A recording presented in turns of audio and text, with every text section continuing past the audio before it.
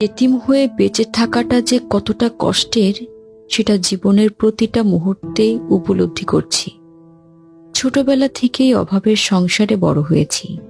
বাবা ছিলেন কৃষক আর মা অন্যের বাড়িতে কাজ করে কিছুটা পয়সা পেত। সব মিলিয়ে ডাল ভাত খেয়ে চলে যেত আমাদের। হঠাৎ করে একটা গাড়ি দুর্ঘটনায় আমার মা বাবা দুজনেই পৃথিবী ছেড়ে চলে গেল।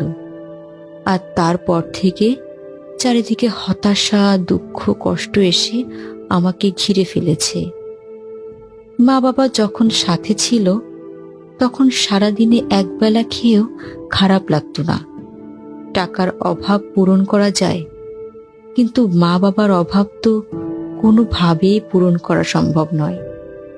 একটা এতিম মেয়ের যে কত কষ্ট সেটা শুধু সেই এতিম মেয়েটাই জানে। অন্যের বাড়িতে কাজ করে যে টাকা পাই সেটা দিয়ে কোনোভাবে জীবনটা পার করছি। পাশের বাসার ভাবির কাছে 2 মাসের টাকা পাই, এখনো সে টাকা দিচ্ছে না। যাই, যদি আজকে টাকাটা দেয়। আসসালামু আলাইকুম ভাবি, কেমন আছেন? ওয়ালাইকুম আসসালাম, ভালো আছি। তুই এই সময়ে? ভাবি, আমার পাওনা টাকাটা যদি দিতেন তাহলে খুব ভালো হতো। আমি কি বাড়ি ছেড়ে চলে যাচ্ছি? তোর টাকা পাবি, এখন যা, বিরক্ত করিস না তো।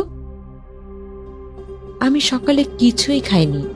আপনি টাকাটা দিলে চাল ডাল কিনে নিয়ে বাড়িতে গিয়ে রান্না করে খাবো। আহা, বললাম তো, এখন যা, পরে আসিস। টাকা না পেয়ে মনটা অনেক খারাপ হয়ে গেল। বাড়ি এসে অজু করে নামাজটা পড়ে নিলাম।